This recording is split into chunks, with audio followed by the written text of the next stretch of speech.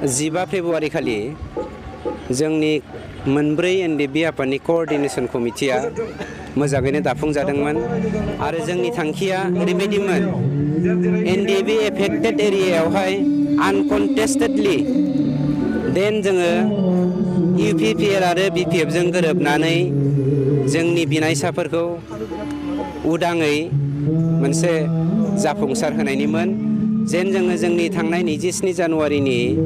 जा एकर्डनि दफाफोर बे दफाफोरखौ मावफुंनो हानाय बायदिमोन होननानै नाथाय दुखुनांथाव बाथ्राया थांनाय 20 जानुवारियावहाय जेब्ला जोंनि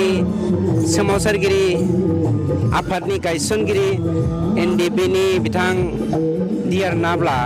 बिथांखौ जेब्ला जेराव लानानै थाङो अब्ला जोंनि जा मिजिं बे मिजिङा थुंगेनानै फैनाय बायदि जायो मानोना बिथाङानो जोंनि इउनिटिनि कोअर्डिनेशन कमिटि दाफुंनायनि आर्किटेक्टमोन आं मिजिंथियो दाबो जोंनि गेजेरावहाय बे इउनिटिया फैगोन मानोना फैगौ 5 अक्ट'आवहाय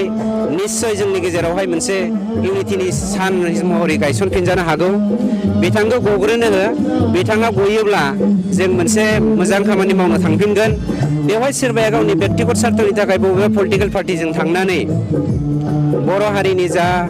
मावनो गोनां थांखि बेखौ एरखायलाङोब्ला बे गावनि बेक्तिगत खोथा जोंहा बेयाव बुंनांगौ गैया खिन्थु जोङो दाबो इउनिटिखौनो नेनानै दङ आरो बे इउनिटिया जाफुंगोन होननानै आं फोथायनाय दङ।